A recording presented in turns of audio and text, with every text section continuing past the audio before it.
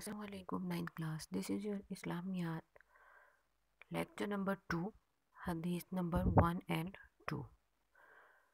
Okay, let's get started with the holy name of Allah. Auzu billahi minash shaitanir rajim. Bismillahir rahmanir rahim. शुरू अल्लाह के नाम से जो बड़ा मेहरबान है रहम करने वाला है. This is the title of your book. Let's get started. Hadith number 1.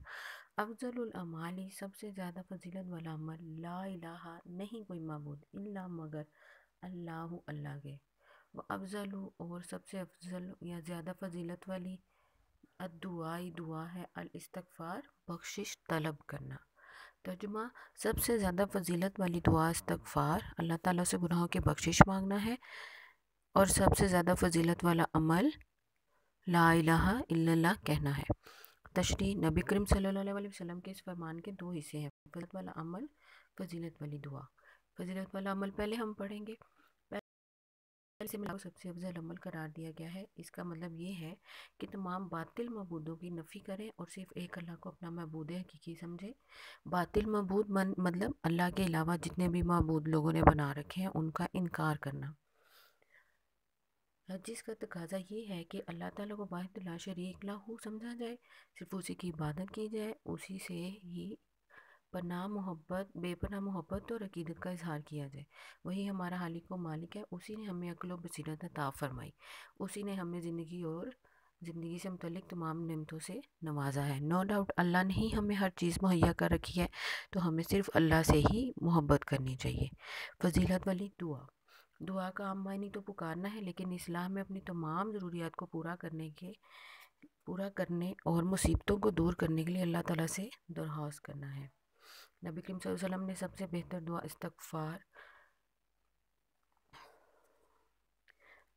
दुआ अल्लाह ताला से अपने गुनाहों की माफ़ी मांगने को करार दिया, क्योंकि इंसान से बाज़ औक़ात इंसानी कमज़ोरियों के बायस गुनाह सरज़द हो जाते हैं. अल्लाह ताला को मबूद हकीकी तस्लीम करने का तकाज़ा ये है कि अपने गुनाहों पर शर्मिंदगी का इजहार किया जाए, गुनाहों की बख्शिश की दुआ अल्लाह ताला से की जाए. गुनाहों की बख्शिश से ही आखिरत में निजात होगी. कि हमें चाहिए कि सिर्फ अल्लाह से ही अपने गुनाहों की माफ़ी मांगें. जितने गुनाह हो चुके हैं, जितनी कमज़ोरियाँ हैं, सब की अल्लाह से माफ़ी मांगें और उसी से बख्शिश की दुआ करें. इस हदीस का अमली ज़िंदगी से ताल्लुक़ हुज़ूर नबी रहमत सल्लल्लाहु अलैहि वसल्लम के इस फरमान को मद्देनज़र रखते हुए अगर हम उन दोनों अमाल पर कारबंद हो जाएं तो अक़ीदत तौहीद और रिसालत पर हमारा यकीन पुख्ता हो जाएगा. गुनाह सरज़द हो जाने पर तौबा इस्तग़फ़ार की तौफ़ीक नसीब होगी और यूँ ज़िंदगी में इनकलाब बर्पा हो जाएगा. कि अगर हम इन दोनों अमाल को अपनी ज़िंदगी में शामिल कर लें तो क्या होगा कि हमारी ज़िंदगी में हमारा जो ईमान है वो पुख्ता हो जाएगा, पक्का हो जाएगा. हम गुनाह नहीं सरज़द करेंगे और तौबा इस्तग़फ़ार की तरफ लगे रहेंगे. हदीस नंबर 2. तालबुल इल्मी इल्म का तलब करना फ़रीज़तुन फ़र्ज़ है अला कुल्ली मुस्लिमिन हर मुसलमान पर. तर्जुमा इल्म तलब करना हर मुसलमान मर्द और औरत पर फ़र्ज़ है. तशरीह इस हदीस का मौजू इल्म की फ़जीलत है. फ़र्ज़ी तकाज़ा हसूल इल्म इंसान का फितरी तकाज़ा है क्योंकि इसके लिए अपनी ज़ात और कायनात के बारे में जानना ज़रूरी है ताकि वो दुनिया में तरक्की कर सके. देखिए, हमारे पास इल्म होगा तो हम अपनी ज़ात के बारे में भी जानेंगे, अपने खुदा को जानेंगे और इस पूरी कायनात को जानेंगे. मज़हबी तकाज़ा इल्म के बगैर इंसान ना तो अपने मबूद हकीकी को पहचान सकता है और ना हैर व शर की क़ुव्वतों को.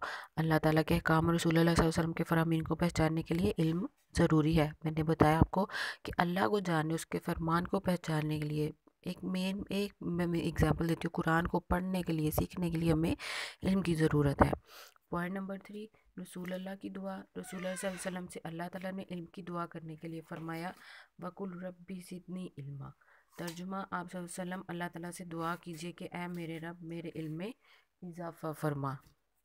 नंबर 4. उखरवी निजात. क़यामत के दिन हकीकी निजात का इन्हिसार अल्लाह ताला और उसके रसूल सल्लल्लाहु अलैहि वसल्लम की तरफ से आयद करदा फ़राइज़ की अदायगी पर होगा. उसी की निजात होगी जो आप सल्लल्लाहु अलैहि वसल्लम और अल्लाह की तरफ से आयद किए गए फ़राइज़ पर अमल करेगा, उन फ़राइज़ को अदा करेगा. इसलिए हर नेकी और गुनाह और हर अच्छाई का इल्म होना ज़रूरी है ताकि अच्छाई की जाए और बुराई से बचा जाए.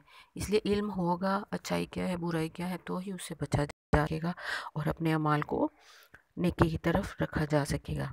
اس حدیث کا عملی زندگی سے تعلق آقا علیہ الصلوۃ والسلام کے اس ارشاد گرامی کے تحت اگر مسلمان حصول علم میں کوشاں ہو جائے تو مسلم امہ ہر میدان میں نمایاں ترقی کرے گی، کہ اگر ہم حضور صلی اللہ علیہ وسلم کی اس بات پر عمل کریں تو ہم کیا ہے ترقی کی طرف گامزن ہو سکتے ہیں، اور اقوام عالم مطلب دنیا میں جتنی بھی قومیں ہیں میں ہم سر بلند ہو جائیں گے، اور یوں ہمیں دین و دنیا اور آخرت کی کامیابی نصیب ہوگی، کہ پھر یہ علم حاصل کر کے ہی ہم کامیابی دین میں بھی دنیا میں بھی حاصل کر سکتے ہیں اور